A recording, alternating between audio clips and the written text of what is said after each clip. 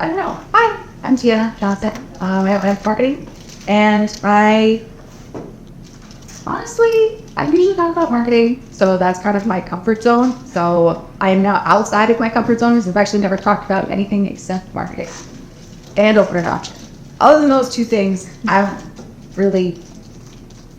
of this stuff is going to roll off my tongue to it. But have event marketing for 15 years. I've assembled a absolutely fantastic team, very strategically, very much on purpose, to make sure that everybody is doing their best, doing the thing that fills them up.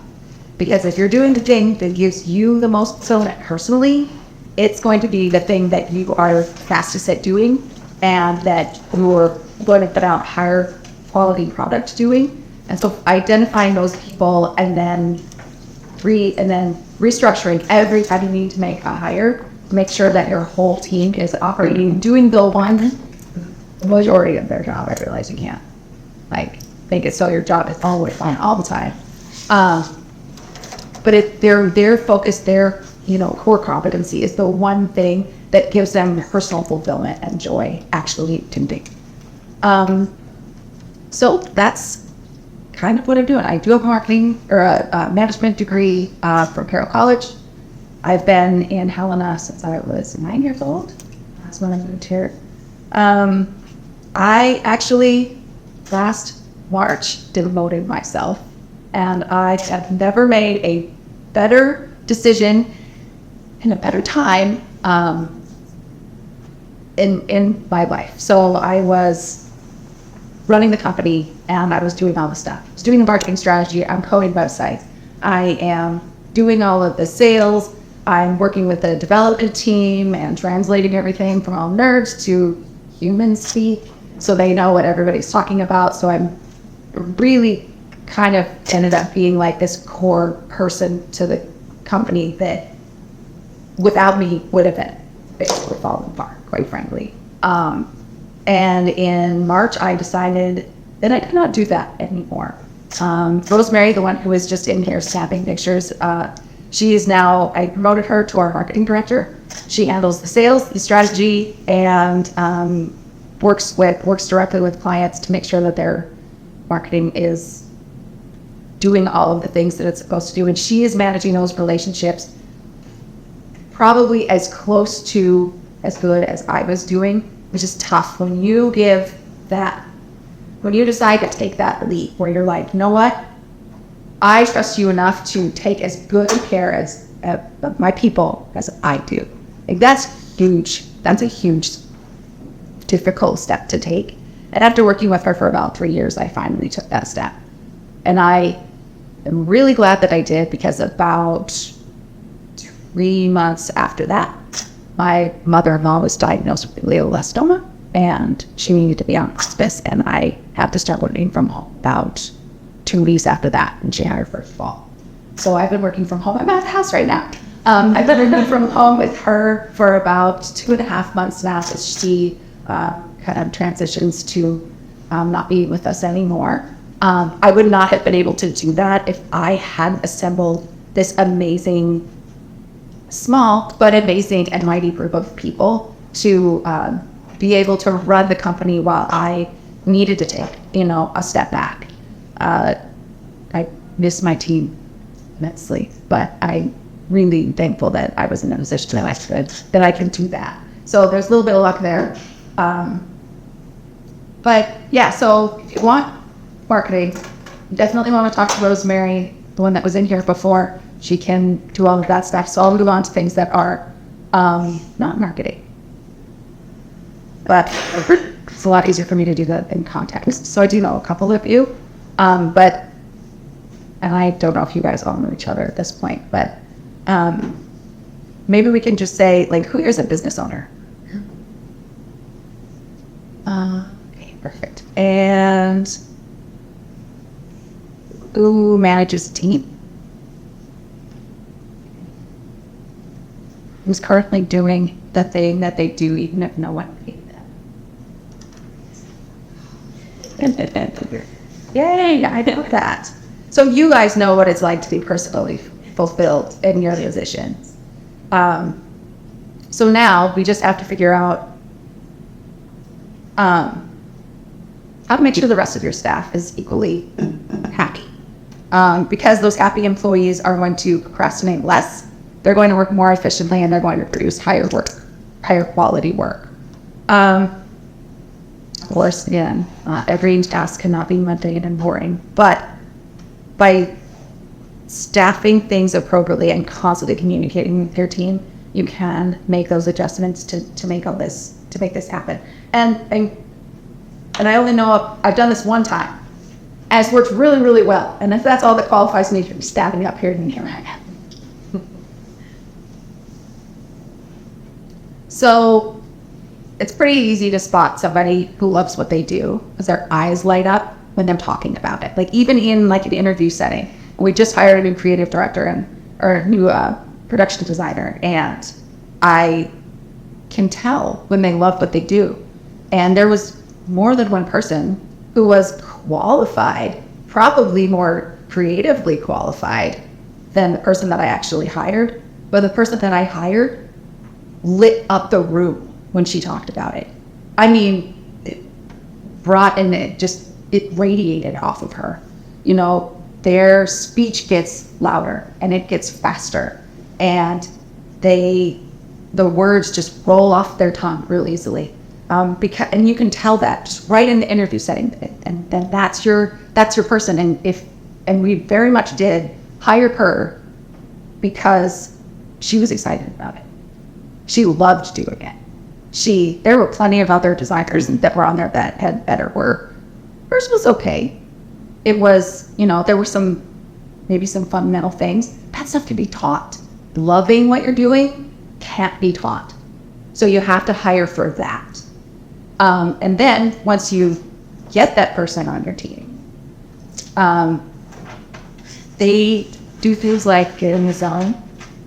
So you found them. If they're like, I haven't heard from them for 4 hours, and you look at her like, you can tell like they're in that spot of like beautiful zenful productivity. It's the best place to be. And then they say things like, it's Friday already? Then don't dread coming to work on Monday. Like I never dread coming to work on Monday. It's like there's times where I'm tired, maybe I've done them, but I never Monday, not a thing. So we're going to do a little exercise. So we're going to take a couple of minutes and we're going to jot down in your current position, even if you're happy with what you're doing, or if you're like over the top happy, but you're thinking about somebody else and you kind of have talked to them enough, jot it down for them, just for the exercise. But take a couple of minutes and jot down with your current position, what would you like to be doing more of? And what would you like to be doing less of? So I kind of just gave you some examples for me. So for me, I wanted to be doing more learning. It's really difficult to stay on top of things when you're in the tech world. Like there's a new programming language coming out. There's a new technology. There's some new cool technique that is, blowing up the internet in terms of coding websites. And I was so busy just getting websites done that I couldn't learn anything new, which stinks. I wanted to work more with the development team because they were the ones that were probably going to provide most of that learning because they were the ones who were in it, and I can learn a lot from them.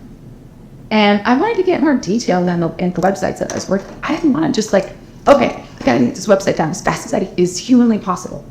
I didn't want to do that anymore. I wanted to be like, oh, look at this really cool transition animation. I wonder if I can make that happen. Or look at this really, hover animation, or I should spend a little extra time tweaking this video for this hero image, because it's just going to be that much more impactful. And I was really more focused on making a website that was cool, that I thought was cool, than I was just getting it done because it needed to get done so I could get on to the next one or the next whatever. I wanted to do less accounting. I do run the business as well. Still do that. I wanted less meetings. I love meeting with clients. Don't get me wrong. And I love nerding out about all of the things that I can make their website do, because usually it's everybody thinks it's managing. Like, what? You can do? Yeah, I can. But when I'm in meetings all the time. I can't actually know it. So, and I didn't want to be putting together proposals anymore. When I wrote this down here, I put proposals. I was like, wait a minute. No, I want us to be doing proposals, lots of them. I just personally don't want to be putting them together anymore. I've been doing it for 15 years and it's getting boring. You know? Yeah, so take a minute, write that list down, then keep them in your mind because we're going to come back to that list in a minute. So.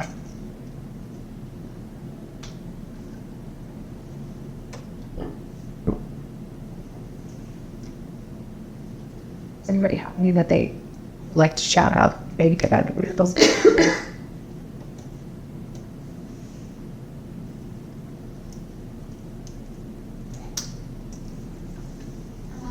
Now, me that don't solve problems.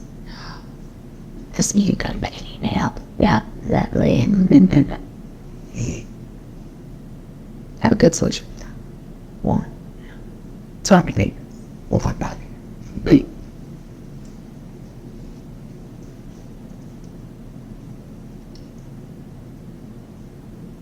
So, my first big tip, I guess, for happy employees is being really, really generous with tools for success. I want to make sure that my employees are feeling creative in their space. I want to make sure that they are able to, get to where they need to go. I want to make sure that they are taking care of themselves personally so they can produce as much as they can because they're feeling great. So I have, over the years, I bought hedgehog tape dispensers because she thought it was cool. And was the regular tape dispenser cheaper? Of course it was, but it didn't bring joy to a mundane item. It didn't make her space that she exists in for hours and hours a day feel like more of a creative space that's hers. I use it as an example too because it's like ridiculous to those of us who when we're like, I'm a manager, I'm not gonna buy a hedgehog tape dispenser. But the fact that I did that and I paid for it meant a lot to that employee because she was just like, oh, wait, what? Like you want, it meant I want her to be creative. And if that's something that'll help her be in that creative space, then that's great. No problem. That was an easy one. I've bought courses, conferences, standing desks, walking paths, gym memberships, virtual assistants, fancy espresso machines. We have a drink fridge enough, unlimited caffeine. Help yourself. Make sure that it's stocked at the end of the week. Anything and everything they need to be successful. I've even gone so far as to lease cars because an employee whose car was a piece of crap. I'm like, this thing is going to stray into a client's parking lot. And how is that being productive? And she and I had people coming in saying, well, who does your social media? Like, I want my stuff to look like theirs. And when you have clients prospective clients coming in and telling you that, you're like, okay, well, could I have given her a raise? Yeah. But when I went into her office and said, hey, I got to take my husband's car to the lot for maintenance, but I got to drive to Bozeman too. And I figure as long as we're there, we'll just go ahead and pick up your new car too. And her jaw hit the floor. And it was the coolest thing that I've ever got to do in my career because it was better than me saying, you got a raise. Because she just was absolutely for it. She was buckling her seatbelt in the passenger side because her seatbelt was broken. Like, it was a safety issue too. So I had all of these things in mind. I'm like, we're going to make sure that you have the tools that you need to do her job. And she's driving back and forth to clients and she's delivering stuff and she's going on site for photo shoots and social media things. And a car was a tool that she needed, and hers was not going to last very much longer. And it was it was great because she was getting the tools she needed. She appreciates it.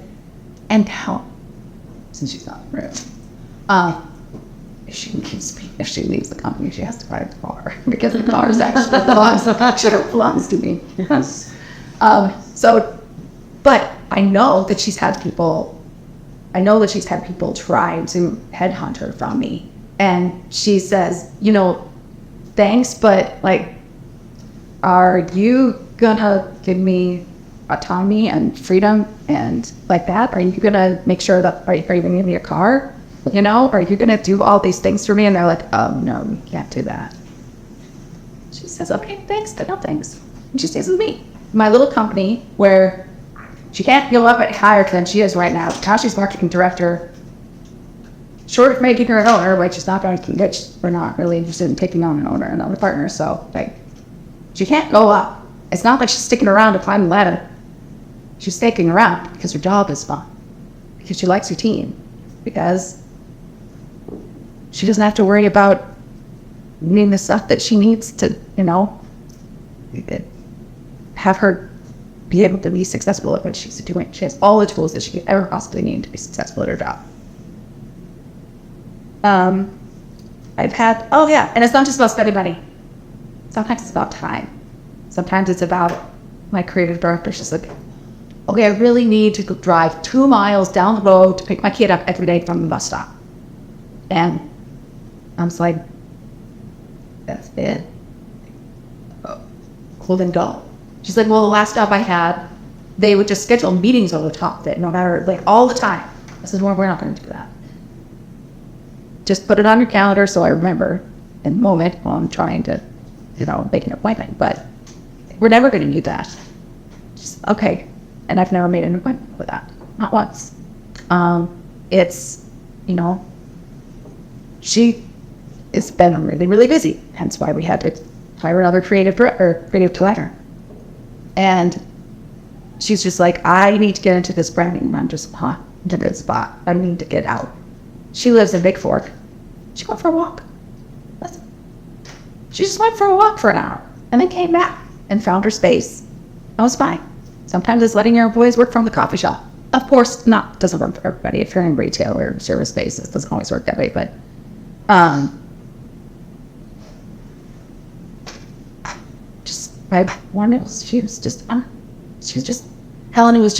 she's young. Helen was getting boring. I think I want to be in the big city. I should be in the big city. And I said, go try it. Go work remotely for a month from LA. And that's what she did. She rented a loft in LA for a month and she came home. She doesn't ask to leave again. But sometimes it's just giving them the freedom to try something out, So it's not all, and that didn't cost me anything. She just worked from there. Didn't do no things. I've got people all over the place. I've got people in North Carolina, St. Paul, here, Big Fork, Bozeman, Turkey, and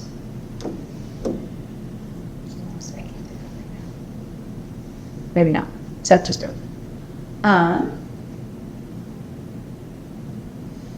So automation. How many of you guys are using AI? How many of you are confident in your skills in using AI? And using it like you use Google? Sometimes. Okay. And depending on what you're doing, but I would say 9 times out of 10, you'll probably get a much better answer if you don't do that. Prompt engineering is the thing. If you're interested in that more after we talk about this, but Dustin, the other owner, and he leads the software development team, does a great class on AI, and he tailors it individually to the organization he's presenting for. So he's done like presentations on how to use AI to write a grant, stuff like that. So, if you're doing anything in Excel, there's something you can automate. Period. End of story. There's something you can automate there if you're using Excel. We just developed some software for an insurance company that there's a lady who's retiring and they don't have to replace her position because the software that we're developing for that is going to be able to do all the reporting she was doing, all of the manual entry she was doing, all that stuff is all being done in this one system. And it's all just automated. It's automated, or you just go in and you poke a couple of buttons and it spits out the report that you need. And it's all, as long as the data is there, you can do it with anything. You can use AI to do it. You don't need to know how to code. I mean, you can feed a spreadsheet into AI and tell it to do anything. Hey, look at this spreadsheet and let me know this, this, and this. The tables, forget that. Just put it in the AI. Saves you a ton of time. We use Otter.ai to transcribe all our meetings. I stopped taking notes. I used to take notes by hand in meetings because I hated having my laptop out. I felt like I wasn't engaged in the conversation at all. So we started using Otter AI. It listens, it transcribes everything, and then it gives me a summary of what the meeting was. And if I ask it for, hey, what were my action steps? It'll do that. I can go back in and say, hey, they mentioned something about, another domain that they have. What was that about? And it'll search it and just give me the answer. So I'm able to engage in these meetings. I'm not going to have to page through my notes and see what I did and see what I didn't do. Oh, forgot to write that down. Not worried about that. CRM software automates follow-ups. You can use AI to write first drafts of blog posts or anything else that you need to do. Don't just copy and paste it though. Like, read it, make it your own. Don't put the little dashes in there because it's a dead giveaway. And everyone will make fun of you. Gusto, I switched to Gusto and it assembles my payroll and it takes me like 5 minutes instead of 35 minutes to get my payroll done now. It's fabulous. That half an hour is important to me. Like, I'm like maxed out. Like, every single minute is valuable. Let's see. There's a lot of apps out there. They support your incoming emails. Hey, just really things you think are really important, things you think are a little important, things I can get to later, spank. And it'll take care of all that. And it's actually really, really good at it. So let's go back to that list and see what kind of tools or things could help support making each of these things happen. Oh, the other thing I forgot is restructuring. Sometimes just move stuff around, if so-and-so, like basically what I did when I promoted Rosemary, like she had the capacity to take on a little bit more because the other person that we put in her position was able to take on a little bit more. So we shifted some of the work from Rosemary to Kelly. And then I was able to take the stuff that I really didn't feel like doing so much anymore. And I gave it to Rosemary in form of promotion, which she loved. So everybody was happy. We just restructured things, but I didn't add any new staff. I had replaced an employee. Kelly, I had a position there. She was new in it, and she was going to be better at it, say more than. But sometimes it's just shuffling things around to. Rosemary's actually better at marketing than I am. And after 3 years working with her, that was being very apparent. And when I put that in her lap, she ran with it. Next thing I know, I have to hire a new creative person because Rosemary's like, I can't sell anymore. They can't, the creative team isn't cranking this stuff out fast enough for me. Darn. Okay. So whether it's restructuring tasks, promoting from within, software, documenting policies, and making sure you don't just have all that institutional knowledge. That was a bad one for me because I know all the stuff and I haven't written down every story of every client. We don't have a whole lot of client turnover. So some of these clients that we've had for, over a decade, there's a lot of history there. It's not documented. None of it. It's all just in my brain. And when you're talking about policies and procedures and things like that are all in your brain, just putting that on paper is also really good because then you onboard a new person, it's all there. You don't spend a bunch of time forgetting that you didn't tell them that. Oh, I forgot. Yeah, no, it's definitely like that. Sorry. It was all in my brain.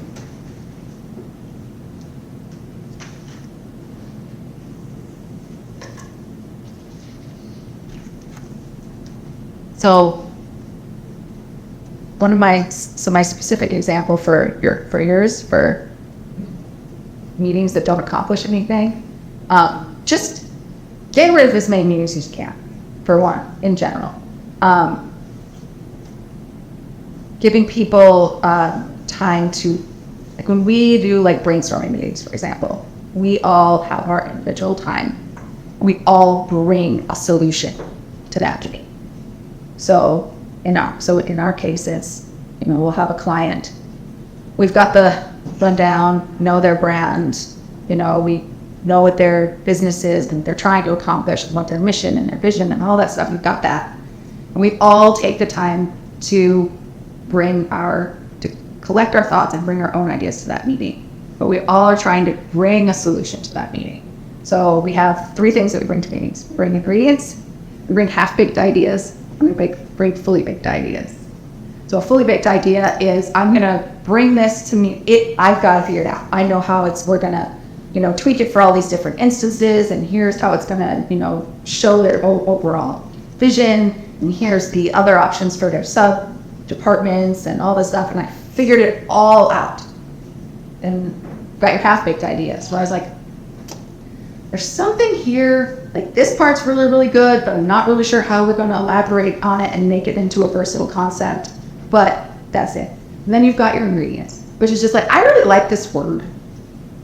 This word really seems like it brings it in. And then you come into that meeting and you start going through everybody kind of takes a turn and they go through their solutions to the problem. For us, it's, how to build a campaign, but they're bringing those solutions pre-done. They don't have to come up with them on the spot in that meeting. It's already in there. And then you take my half-baked idea. You might have a great ingredient to add to that. But at the end of that meeting, you've got, 5 fully baked ideas to choose from. And I don't think that works with marketing, that it works with pretty much anything. I mean, if you have a real goal set, which it sounds like you do, like you have a goal, you have a thing that you need to get out of this meeting, send people in there with solutions to present to the group pre-done already.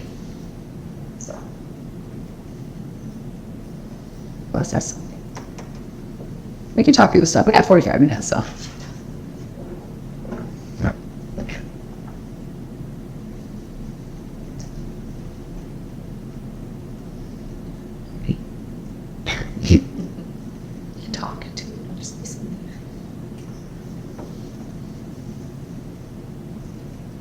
So, ownership and autonomy. So you made this great hire. They're passionate about what they're doing. They're great at it. They're jumping in. They're getting work done day one. You can see, yep, I've got this person. They just brought themselves right into the team. This is like good. So you made the good hire. You've got that person on your team. Now you have to let them do what you hired them to do.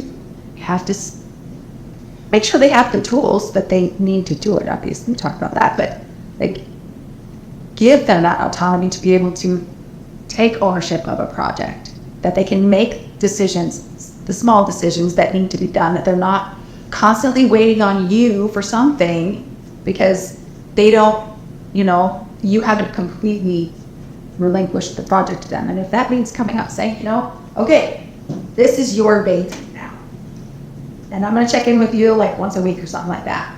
But let me know if you need help. Let the team know help. And the rest of the team we've already have this supported team together. So it's not going to be weird if you want to ask a question. So you don't have as many bottlenecks when you just give them the autonomy to make those small decisions by themselves, and give them that ownership. And they're going to have more pride in it when you give them ownership of that project too. So it's going to have higher quality, higher craftsmanship. They're going to be thinking about that because it's a reflection on them. It's their project. They own it. Accountability versus micromanagement is a big one. Nobody likes to be micromanaged. And if that's I've had employees that I've had to micromanage before, and they don't last very long because I am terrible at it. I bring you in, I'm like, okay, this is a project management system. You know, this is who you talk to for this is who you talk to for this. Let me know if you have any questions. Go. And giving people in the industry that I'm in, I don't necessarily need a whole lot of training. They come to me if they already know Adobe Creative Suite. They need to know, you know, where the client files are stored and which project they're supposed to be working on. So, I mean, they can go in and just get started as soon as somebody says, hey, here's the client, here's the project, go. So we do have that luxury. But not micromanaging that. Hey, did you get that done? Hey, did you get that done? Having a good project management system is really helpful because you can see kind of where they are in the process. So if it becomes an issue, it's a thing. Like usually within my team, if somebody is not going quite as speed as everybody else, I hear about it very quick. And we go to that person and say, okay, what do we need to do to get, do you need another monitor? Do you need a longer lunch break? Do you need, what do you need because this doesn't work? And usually figure it out. And if they don't, then they're not happy and and that almost never happens with us. I mean, usually if we lose somebody at Edge, we usually lose them to the state because I can't compete with those benefits. It's just not going to happen, you know? But that ownership and autonomy, like, is the one thing too that's going to allow you at that point as the business owner to be able to take a step back when life throws crap your way or when you just need a break. And when you're that person that is outputting that product and running the business and managing the team, like previous to March, I couldn't do what I'm doing right now, being able to take a step back and just let my team handle it. Rosemary's making the decisions and I trust her to take care of the clients and do the things. And she likes that I trust her. She's like, well, she's not the person that's going to be like, whatever. Like, that's not her. And I trust that. And so I'm able to take that step back. But she has a lot of pride in what she's doing now. So retention, people stay where they can have their own outcomes and grow as a person in the field that they love to be, not necessarily just come that.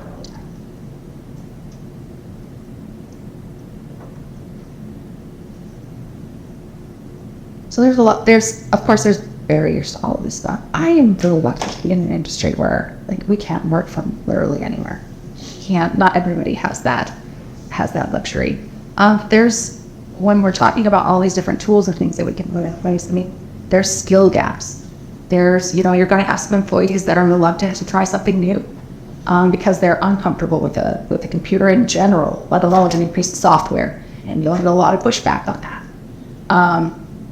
Tribal knowledge is another one that's tough, making sure this stuff is documented. Messy data is the biggest one for us that we see a lot as people will come in. Okay, well, we can make it the software. We can make it do exactly what you want it to do. Where's the data? Oh, well, we have it on. We do all of our inventory the old-fashioned way. It's on these little cards. We just have to go there. Oh, God, what? Okay, no, that data storage way can't do a whole lot with. We need to get that out of it. Sometimes there's just too many tools, too many places to look for things. It's all over the place. And even we struggle with that one. Some people, depending on the industry you're in, sometimes there's security and privacy issues and client NDAs and stuff. You can't just go put data out on the internet somewhere. As convenient as it may be, that you can't upload that stuff into ChatGPT because there's social security numbers in it. You just can't. So there are barriers that way too. Change fatigue and skepticism. Trying something for a week, try something for 2 weeks. And trying it works or it doesn't work. Do it again. It might wear people out. Misaligned incentives. is a big one. Because when you, especially for passion-driven employees, because they want to be the hero. And then you start relying on them to be the hero, and then burn out. So making sure that you have made it so, okay, you were the hero this time, great. But instead of just relying on you to do it next time, too, let's see what we can do to adjust things so you don't have to be the hero next time, because there isn't going to be a next time. Legacy and incompatible systems. There's old ass software out there, and sometimes there's just not a darn thing you can do about it. Sometimes you have to build it and start from scratch. Unclear ROI. How much is this actually going to help? You got to track it. If you try something new, even if you try it for a couple of weeks, find some metric, whatever that metric is, that you can kind of pinpoint to get some sort of an idea of what your ROI is. And not necessarily if it's money, if it's time, whatever it is. Like, what's your return on, what are you actually gaining from implementing this new tool, new procedure, whatever. And the thing is authority to make change. I'm really open with, good idea, let's do it. Like, if it brings joy or saves time or makes money, like, I'm all in, let's try it. But not every, company is like that, where you can just, hey, let's just make this change and see. Sometimes you just don't have the authority to do that. Sometimes it's just, time, money, all of those things can be a barrier. But what you can do is you can take what you want. Here's the overall vision of what I'd like to do to solve this problem.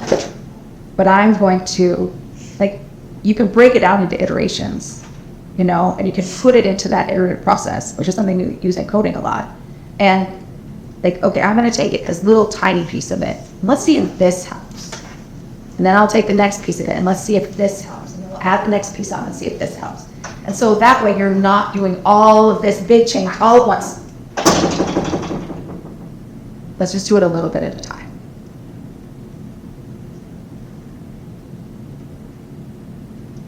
So how scale? Because growing is something that's going to happen naturally. Before hiring for a new position, talk to your team. A lot of this is just about communication and working as a team. So before you hire a position, talk to your team. Ask them, okay, what would you like to be doing more of, or what would you like to be doing less of? Because what you might find is that if they're like, I am overloaded with just client paperwork. I've got, my husband owns a company. They just don't get their sheets done. They're not getting their client information sheets filled out properly. They're not doing that. And I need to hire a new tech because they just don't have time to do it all. And I'm like, well, what percentage of the time are they billing hours? Well, 25-30% of the time is billed hours. The rest is paperwork and other stuff. That's it. And husband and I try not to get involved in each other's businesses. It's better for our marriage that way. But I did really push him, and eventually he did. He didn't do it. You need to hire a bookkeeper. We need to hire somebody that's going to fill those sheets out for them. Hunt them down. Did you fill this out? Did you get this done? I'm going to go file it over here. I'm going to get it entered into the computer for you. She also does the accounting and the billing and stuff like that. But Dwayne calls her the feral tech wrangler, because she makes sure that they have all their project sheets filled out. She helps them fill it out if they need to. But they started billing, they probably doubled the amount of billed hours they had after that change was made. And he didn't have to spend money to hire a new tech. He was able to buy somebody with a lower skill set, and she's great at what she does. And she likes it. She prides herself in being feral tech wrangler.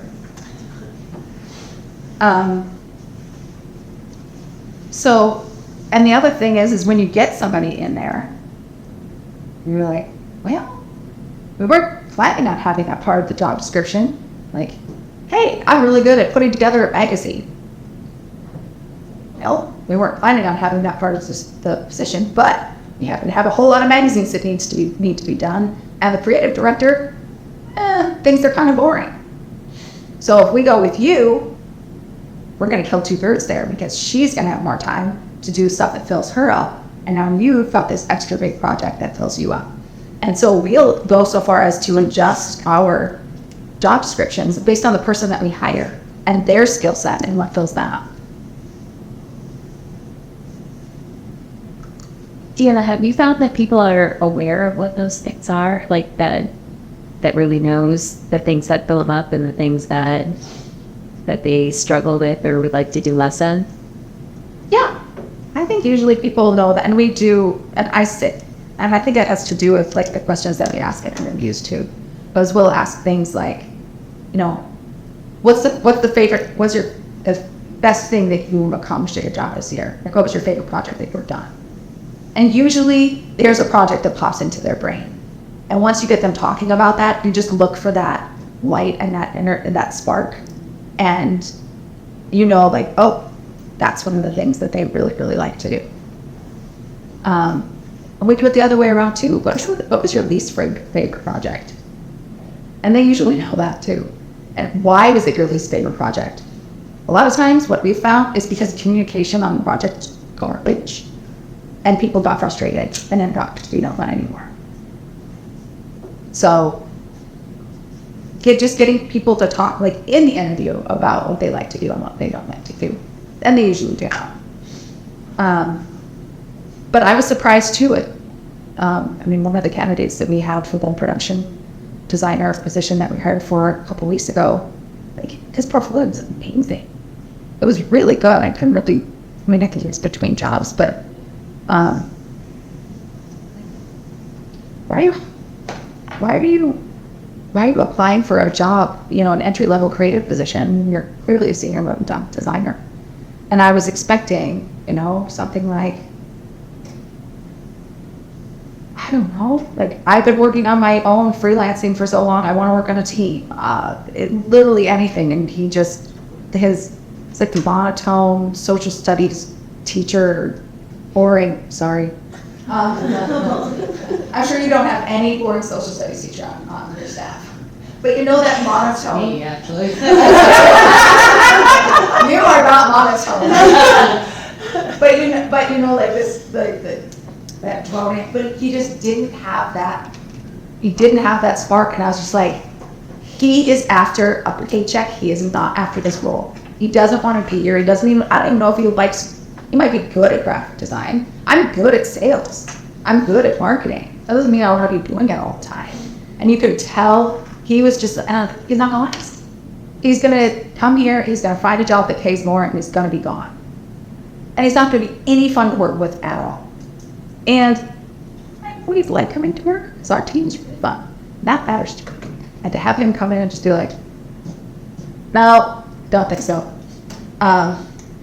So hiring for that thing that you can't. I'll just throw out a recommendation if you're... Yes. Because maybe people are sitting here going, like, they're not in a position to hire someone new, or either it's not their job, or, you have to work with what you got. So one of the things, we had tried to be a strengths-based organization, which is very similar to, like, letting people find what they're passionate about and do more of it. If you challenge some people on your team or that you work with to spend a week and have like a piece of paper that, like, what are the activities that strengthen me, and you have to give them ideas of like what that may look like. Like, when I was doing this, like, I got 5 minutes past and it had actually been an hour and a half. Like, oh, you were probably doing something that really strengthened you at that time. So for a week, like, keep track of all those things that like strengthen them. And then try to figure out, like, how can you do more of those activities? And then the following week, or, have them do what are the activities that really like, out kind of weakens me, that like I dread doing. I try to procrastinate and try to get to do anything but those, or did them, and then try to figure out, like, okay, what of those, how can we figure out how you keep do less of those. And there's like, I had owned Quillo's house for a town. Oh, okay. Yeah. So, You look familiar, so I'm sorry. yeah, past times. It's about the tourism and You know, my husband. yes, yeah. So just as like often you're like those things that you don't like to do, there's different approaches of how you can do less of those. And it might be like, take a look at like, is it really important or not? Like, there was this in a previous job I was in, like I absolutely hated these reports that I had to do after a week of traveling to meet with clients. And after a while, you know, I went to my boss and I'm like, do you ever read these? Like, you know, like, what? He's like, no, they're really not important to me. I'm like, well, then, okay. So, like, okay, then maybe we just don't have to do that anymore. Like, And it frees you up to do something that fits you up. right. Yes, that could be a solution. Another one could be like, surprisingly, like you may find someone in your team like with like who absolutely loves doing something you hate doing, and you know, is there a way to kind of shift those like what you're saying, the job descriptions of who does what, like, you know. Yeah, there was something I absolutely hated doing, but someone else on my team was like, oh, you know, I love that. That's like, that gets me jazzed to like accomplish that. Or the last suggestion I kind of have on those like things that people don't like to do is, can you accomplish it looking at it through the eyes of something that does fill you up? So, for instance, like if there's something this was good for someone on my team. They have very high competition. Like they loved things that were competitive, and like so when there was something that on his list that he didn't like to do, he viewed it through the eyes of his strength and competition. He's like, okay, when I'm going to do this, I'm going to figure out how fast I can get this done, and can I do this faster than I did this last time? And can I do this like so? It like made it like a way like it still has to be done. Even if as much as you shift, there's going to be some things that you still have to do, but can you look at it through the eyes of like your strength or something like that, like, and it goes together. So, but that like keeping track of those activities, because I think it's hard like to like go, oh yeah, how would I get more job satisfaction?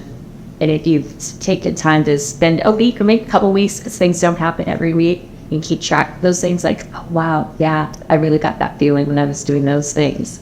And then the opposite of the others, and then go from there. It's a good way.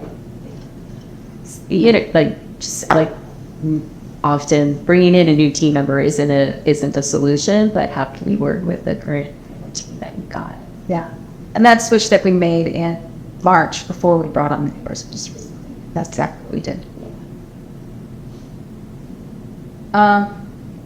So it falls a passion. You've got to make sure that they are overcommitting, always being on, and role creep.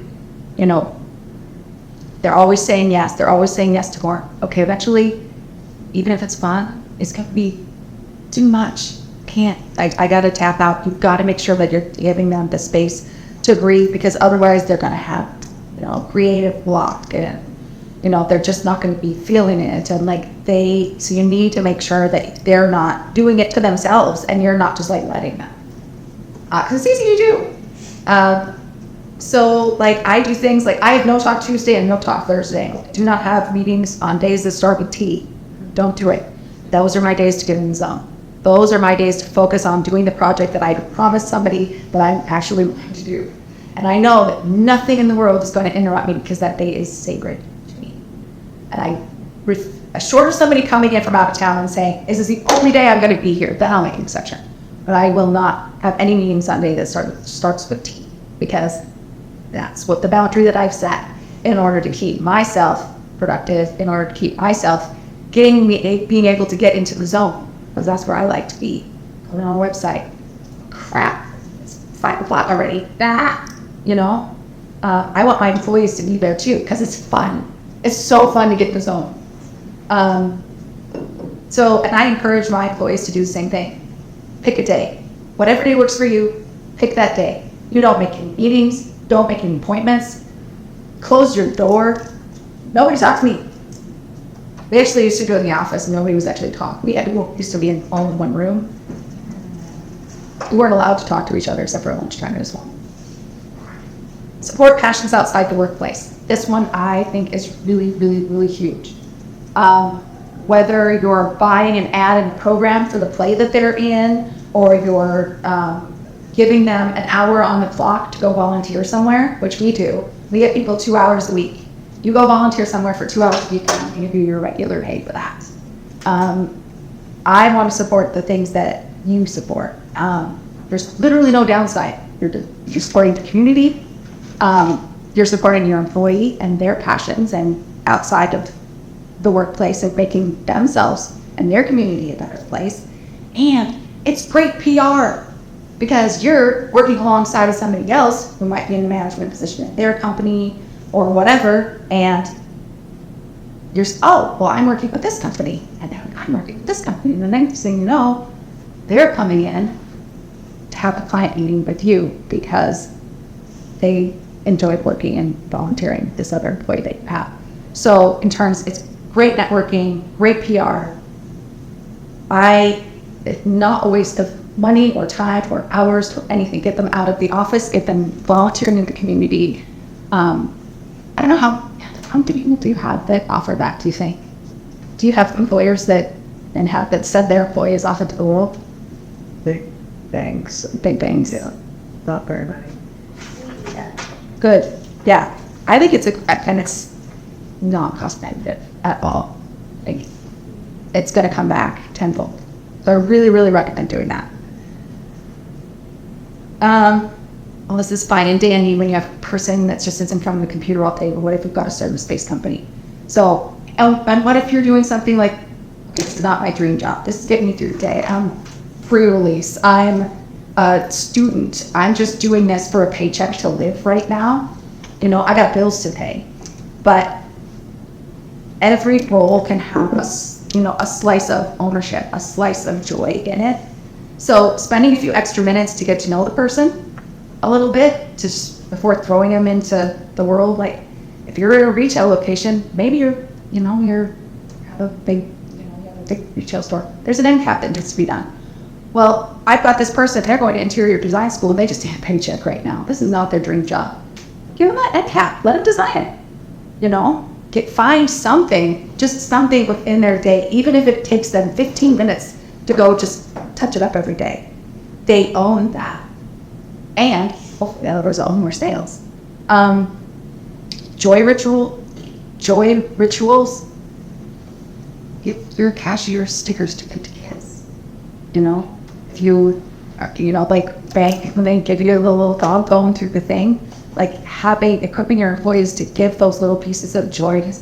You get a sticker, they're like, oh my God, how do you not find that smile something that at least fills you up just a little bit? Unless you hate children. And you just want to make them mad. Like nobody's not gonna find. Everybody's gonna get a little tiny bit of joy being able to give a kid a sticker. My sons and the little ones still, they getting rid of the stamp that they put on your hand when you walked out the door at Costco was the worst thing out of COVID ever. Maybe not that, but my son for 2 years would still. And then they started drawing on it in highlighter. And that was good enough for him. Yes. But yeah, that little bit of joy. Is checking people out at Costco like that person's dream job? Not likely. But being able to make a kid's day because you put a stamp on his hand, like that smile is infectious and can just get you through the day with just a little bit of extra joy. Giving people the autonomy to hey, you know what? If a customer is really, really nice, or you saw them just give them a free cup of coffee, you have the autonomy. You can make that decision, and letting them be able to do that and make those decisions is great. So I don't know how much longer I have, but it doesn't matter. Joy is a competitive advantage in any job. Happy teams, they do better work and they do it faster. There's a podcast that I listen to, and there's a guy on there, it's a really short quote. I just don't think in the long run that angry people win. I don't. Angry people don't win. This is Sam Lesson. He's a venture capitalist in tech in San Francisco. And he's gone a mouth on him, but when he said that, I was like, they don't. Nobody wants to work with angry people. Nobody wants to be angry. And so they don't win. So finding places to insert joy is a competitive advantage in the workplace. The last thing is optimism attracts people and success like a magnet. So whether you think you can, whether you think you can't, you're right. Try something. See if it'll work. If it doesn't, it doesn't. Move on to the next thing. But go into it believing that it will work, or believing that you're going to learn a great lesson from it. But being that optimistic person. I have great people on my team because I am an optimistic person. Even when thrown garbage, which I get thrown a lot these days, I have a way to turn it around and make it something bright and positive. And that attracts bright, positive people to me, to my team, which as a whole, I end up being able to use and do things to go manage things and other things in my life that I need to. And it's just amazing. And it's amazing the places, our SEO specialist, she's in Bozeman. She's amazing. I didn't know her. I was a mentor on 56 Strong. She was paired with me, and now she's one of my contractors. And we just connected and if you ask her, it's because I'm optimistic. I'm not doom and gloom. There's always a bright way to look at something, and that attracts people, and that attracts success. I'm not the angry or successful. So, yeah. There's my email if you want to get a hold of me for whatever. If you need marketing or software development, Rosemary at marketing.com. We'll help you out. And that's done. If the other class is done, or how long we're supposed to have. Do you have any idea? I think you're done. Lunch is at noon, but you guys, if you're done, you can do Q&A, or you can have a little bit of a break. So I like the discussion stuff. I have a question, and I may be in a unique situation. I'm the executive officer of the Helena Building Industry Association, so I'm a staff of one. Sorry, say that again. I'm the executive officer of the Helena Building Industry Association. Oh, okay, great. So I'm a staff of one. Mm-hmm. So my primary people are, I have a board of 13 members, and then I have multiple committees. My board, obviously being in the building industry, is primarily high percentage of men. And I think a lot of people get on boards because it's a title, it's a good thing. But I have a hard time, motivating them, doing the things that, the board is supposed to do sometimes. So do you have any strategies or ideas on how to, obviously they're buying into the mission because they want to sit on the board. But it's just getting them motivated to not just come to a meeting once a month, but actually support that organization. Because I can only do so much as one person show. Yeah. So I don't know if you have any ideas, or all you guys have any ideas on how do you motivate people that I'm not their boss. Yeah. I'm not directly, I can't. Well, it's not like you necessarily chose them all. Yeah. Yeah, I didn't choose I was don't be. I was like, can when you choose who's going to be on your board? That's not really a thing either. The only thing I wrote down is when they're a 2-year term, so when they come on board, meeting them more frequently one-on-one to see why they joined the board and what they were hoping to get out of it, to hopefully give them tasks that support that.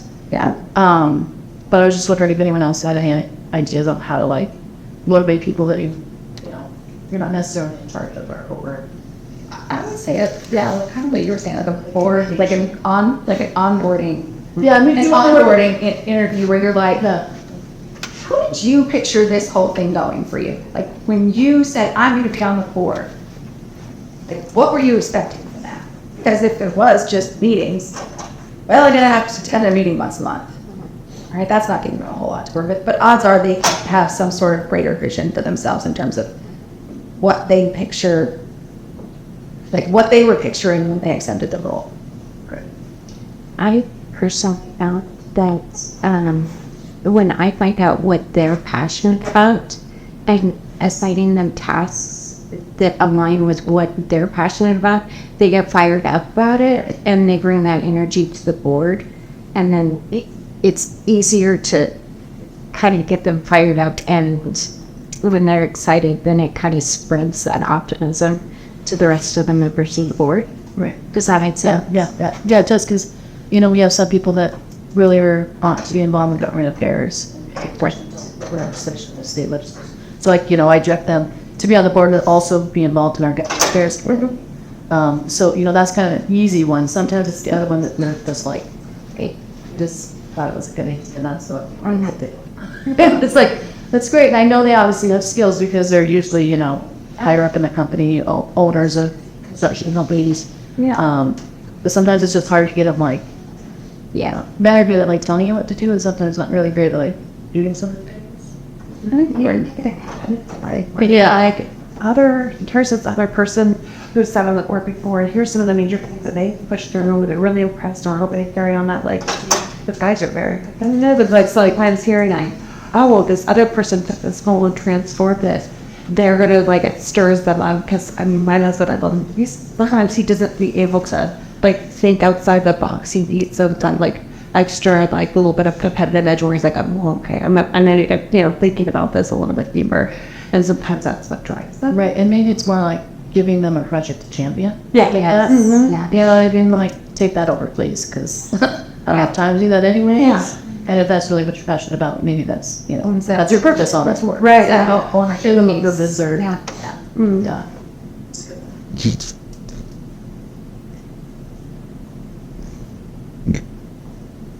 Volunteer. They're both wax.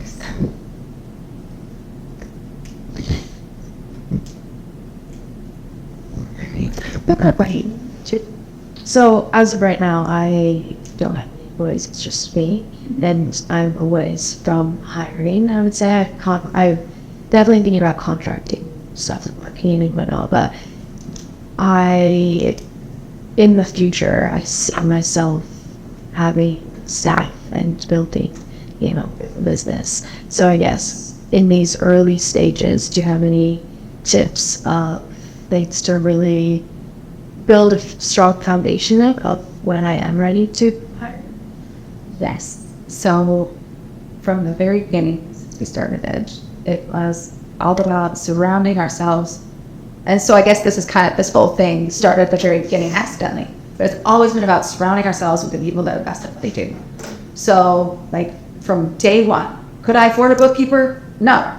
But I've always got one. She's always made sure that, the right tax forms have been submitted, and I am not completely screwing up QuickBooks beyond reconciliation. And she's always been there, even though her capacity was small. Because it takes her 5 minutes to do something that's going to take me 20 minutes.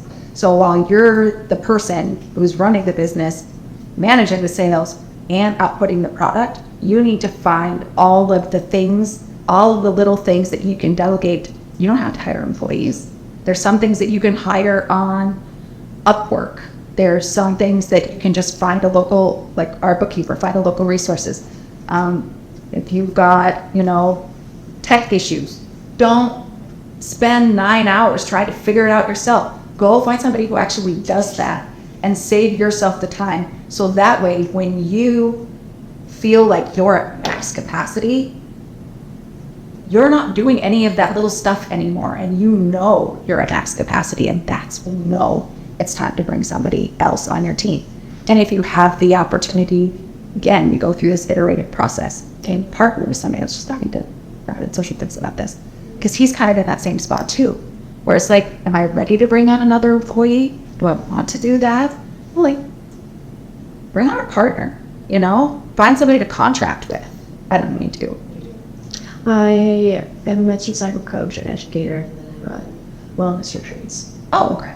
Sure.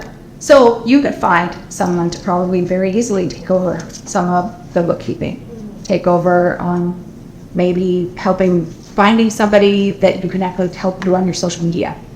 But even if it's like I said, like I got Gusto, it saves me like 30 minutes every 2 weeks. Like it costs money, but at this point, sometimes there's like value time money thing where you have to decide where, you know what, no, I'm going to be actually making more money than I'm going to be spending on this.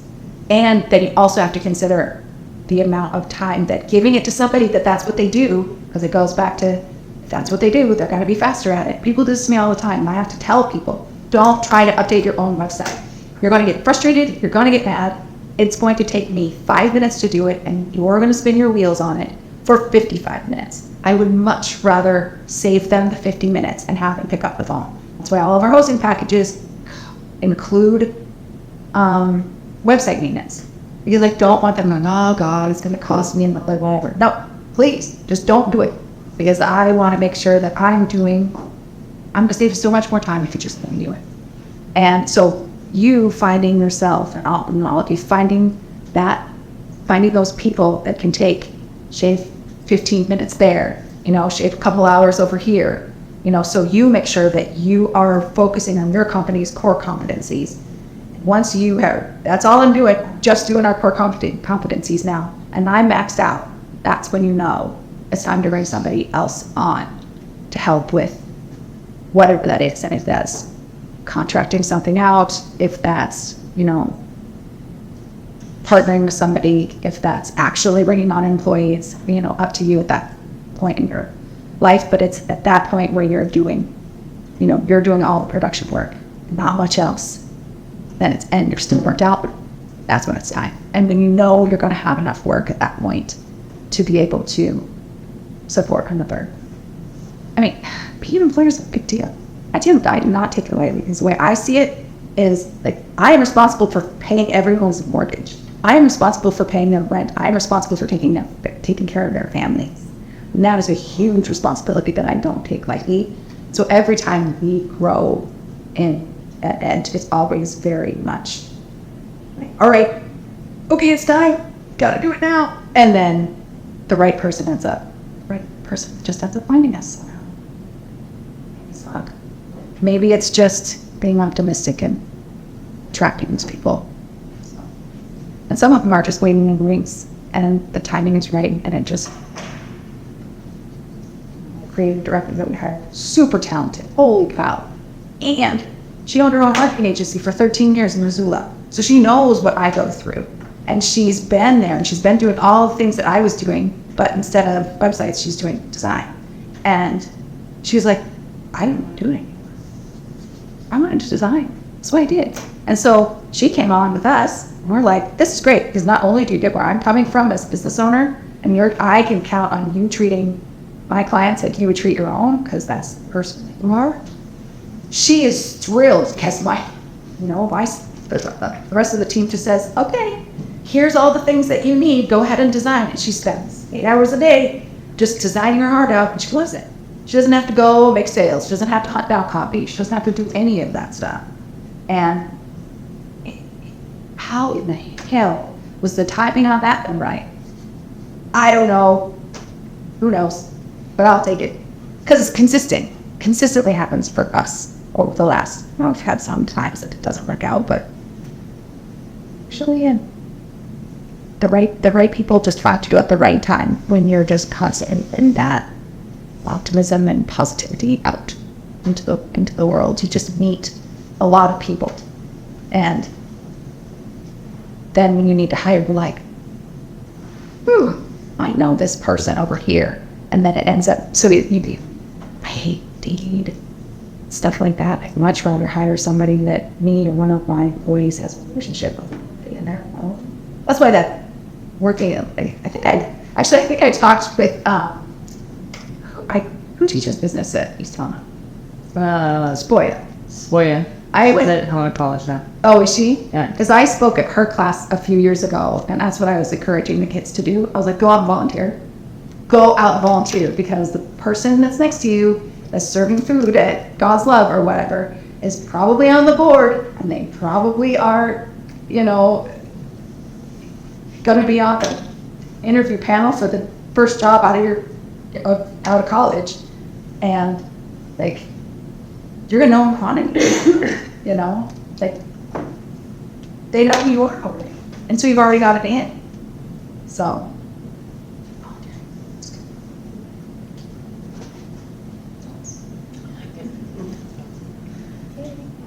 Hopefully that was very helpful.